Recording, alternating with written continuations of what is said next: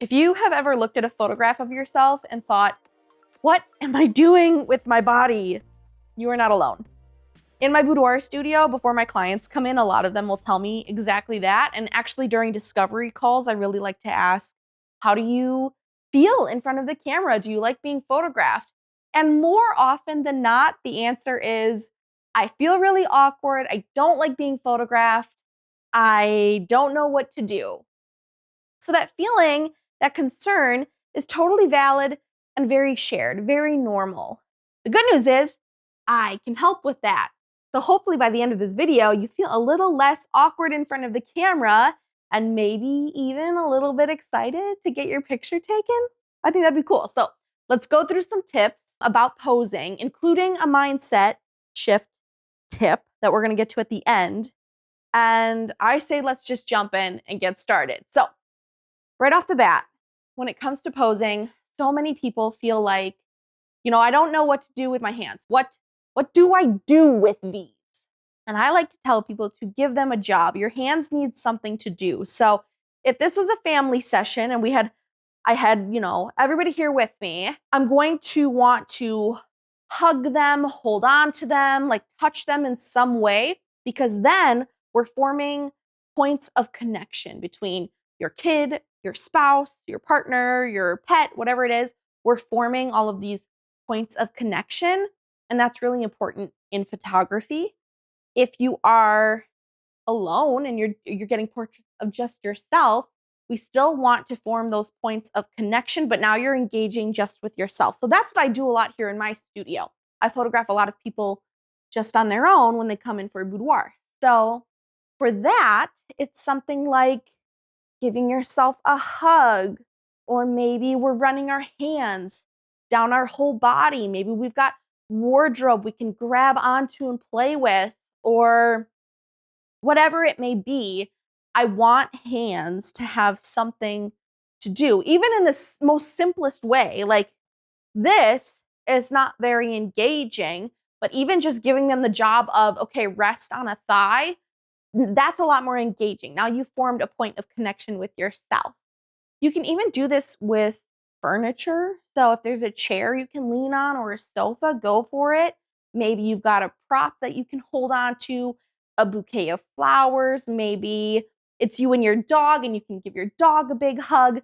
Whatever it is, I want you to think about, how can I do something with these hands? Because otherwise we get T-Rex arms, and I don't want you to have T-Rex arms. You don't want to have T-Rex arms.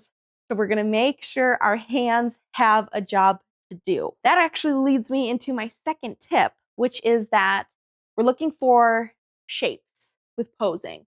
We want triangles. And typically when we give our hands something to do, we may form a triangle and not even know it. So when you're in front of the camera, what I'm looking for as a photographer, with more like masculine posing, I want angles. And then with more feminine posing, I look for softer curves. But really the short of it is, we want to find shapes in our body. And why? Why is that? Why is that so important? Well, you, in all of your gloriousness, you are a 3D person. There are 3 dimensions to me. But we're working with a flat 2-dimensional space, like a photograph.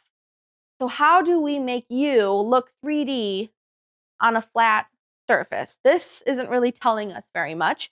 But then when we start to make triangles, okay, we're getting something that's a little bit more 3-dimensional, right? So that's something to think about.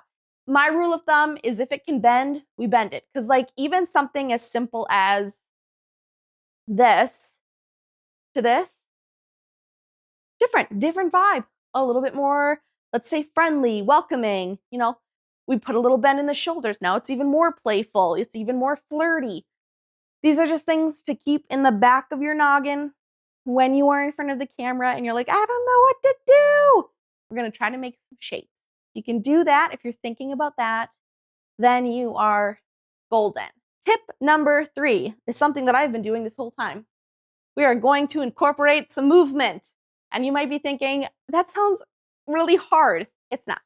It's very easy. And the great thing about moving when you are posing is that you are still kind of posing. You're still doing that. But we're not going to give your brain time to think about that. So instead of like, okay, does this look good? Am I doing it right? When we move, you are not giving your brain any time to think about, am I doing this right? Instead, we're just focusing on the movement. So if you've got, a photo shoot set up with your family, I want you guys to hold hands and maybe walk down the beach together. We're going to go in for hugs. Maybe you're going to chase your toddler around. We're going to incorporate some action, some movement. If it's just you and another person, so maybe let's say I'm doing an engagement session, right? So I've got two people.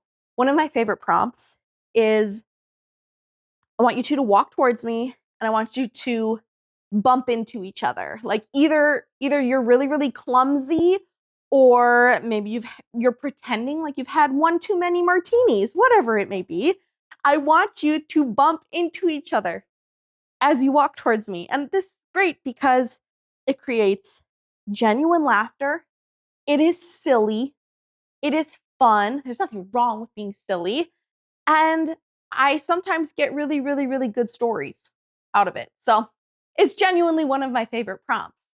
And I get fantastic images of two people who are totally in love, having fun together, and nobody had to sit and think, oh, am I doing this pose correctly? So use some movement.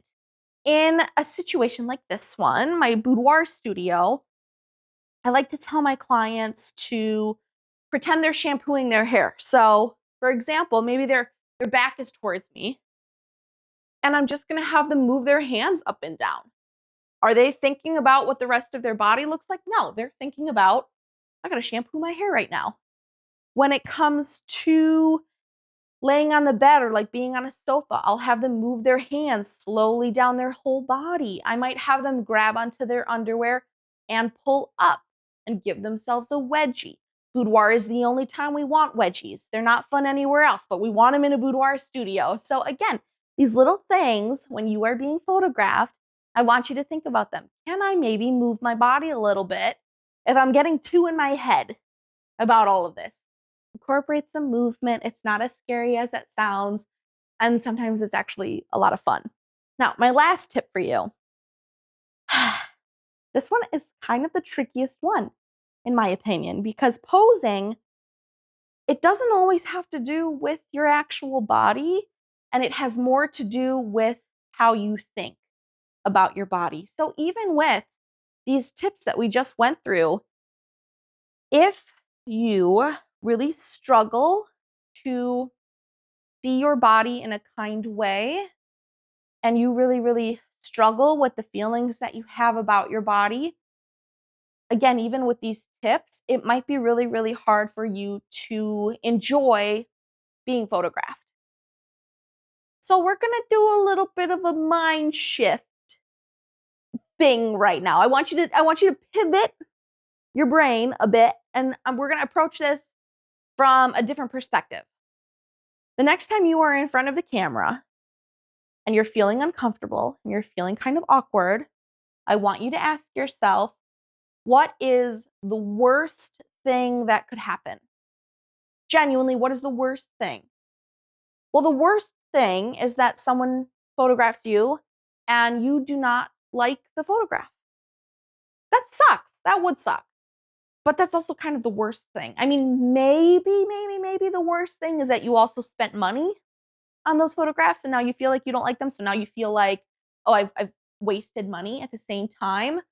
But just in general, like if someone, maybe your husband grabs a snapshot of you and you look at it, the worst thing is that you don't like that photo.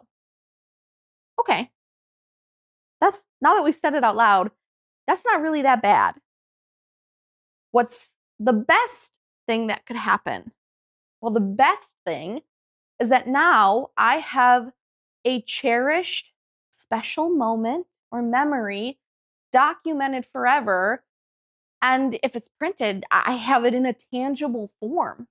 So now I have something really, really special and important forever documented. That's the best thing that could happen. And do we think that the best case scenario outweighs our worst case scenario? I vote yes. Oh, that's so worth the risk, in my opinion, to have something important documented and cherished. Way, way, way better. The other weird thing about body image and posing and being photographed is that our opinion tends to change. So raise your hand if it's ever happened where you've gone back to a photograph from months or years ago and you've gone, oh, I actually really like this. Why was I so hard on myself? This is a cute photograph.